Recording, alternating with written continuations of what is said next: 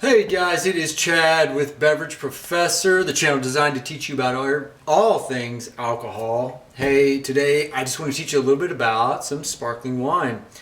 There's been times I've been in stores and I've been in a place and somebody will come in and say, "Hey, where's your champagne?" And I'll help them and I'll take them over and I will show them the true French champagne. I'm like, "Are you sure you want true French champagne?" And they're like, "I don't know. I just need to know." Just something to celebrate with or to take to this party. And they said to bring the sparkling wine or the champagne or whatever. And I take them to the champagne and I say, "Hey, this is it." And it's kind of pricey. And they're like, "Oh, I didn't really want to spend that much money." And I'm like, "Well, I think you just want some other alternatives." So I show them. I say, "Look, first of all, true champagne has to come from the Champagne region of France. That's the law. All others are just basically under the category of sparkling wine. And true French champagne, again, comes from the Champagne region of France. It's made from three primary grapes, which is Chardonnay, Pinot Noir, Pinot Meunier. Now they don't have to be, it doesn't have to use all three grapes. It could just be Chardonnay, it could be Pinot Noir, be Pinot Meunier, or blend. It's also made in a method, we call it the traditional method, or method traditionnel. You might see it on some labels that way. And it's basically just like making still wine, except once you get to a certain point, then basically you put the still wine in the bottle and you add yeast and sugar, which is called it's called the liqueur de tirage. And then basically the yeast eats the sugar, creates more alcohol and carbon dioxide, and with the bottle being capped, because you have to cap the bottle whenever you do this, the carbon dioxide cannot escape, and so it is dissolved into the wine, producing the bubbles. That's a traditional method. Now, there's other steps to that. If you want to see that video, or you want to see videos on that, there's other videos out there that will show you exactly step by step how champagne's made. I don't want to do that to you today. All right, I just want to teach you about some of the different categories of sparkling wine. All right. Now, outside of the Champagne region of France, in other areas of France, they still make sparkling wine. These wine bottles, a lot of times will say Cremant. And they may say Cremant de Bourgogne, Cremant de Alsace, something like that. They just basically Cremant de, and then whatever region they're from. So those wines, though, can be made, they're made in the traditional method, so they use the exact same, they're made the exact same way as champagne. Now, they don't have to use the exact same grapes. Some do, but some use grapes that are better suited to their area and their region. So they don't have to use Chardonnay, Pinot Noir, and Pinot Meunier. Anyway, that's other wines outside of champagne.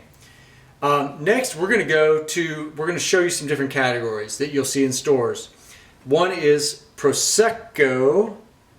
So Prosecco has become extremely popular the last several years, and this is Italy's version of sparkling wine or champagne.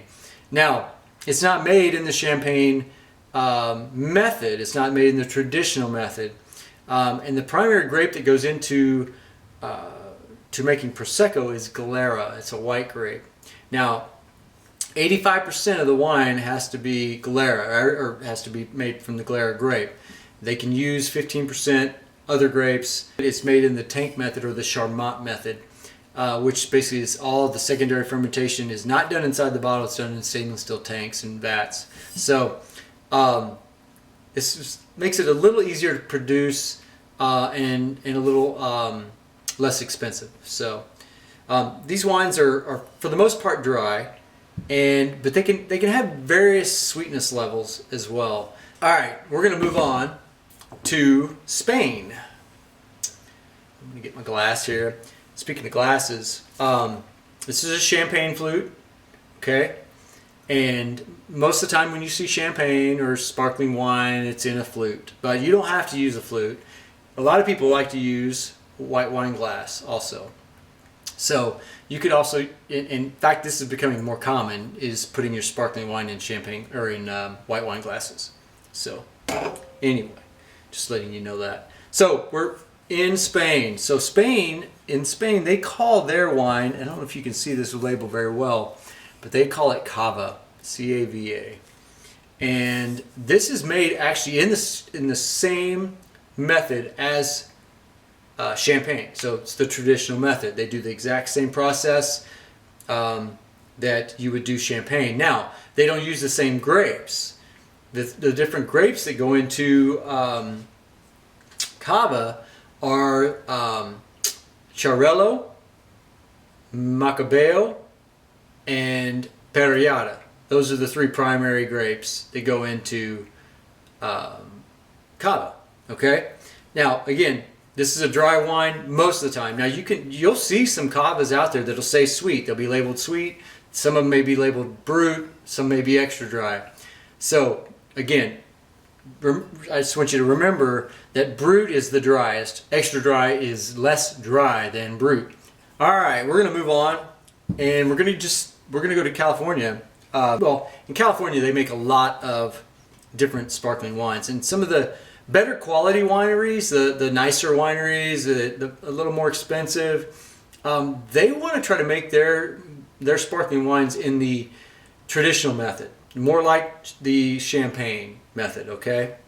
In fact, this wine here is from Mum, the winery Mum, and on the bottle it says Method Traditionnel, and that's what they want you to know, that hey, we're producing this in the same style, in the same way that you would make champagne in Champagne, France. And a lot of times they'll even try to use, a lot of these wineries will use basically the same three grapes that you would use in Champagne, which is Chardonnay, Pinot Noir, and Pinot Meunier. Now, they don't have to. They can actually make these wines with some other grapes, or incorporate other grapes into them as well if they need to or they want to. I want to show you some of the lesser expensive wines out of California. They will, first of all, they have on their label California Champagne, which you're not supposed to have champagne anywhere on the label if it's not from the Champagne region of France. Now, they get away with it somehow, but they basically get around the laws, I guess, by using it as California Champagne. So it's not true champagne. They basically make this like more bulk method, tank method, things like that. So they're not doing it in the champagne method, which is a lot cheaper to produce. Also, this one says brut. You might see on the labels sometimes Spumante, and if it says Spumante on it, then basically that's another way for an inexpensive wine to say, hey, we're making this in the same way that you would make Asti Spumante or Asti wines out of Italy. And we'll get to that here in just a minute.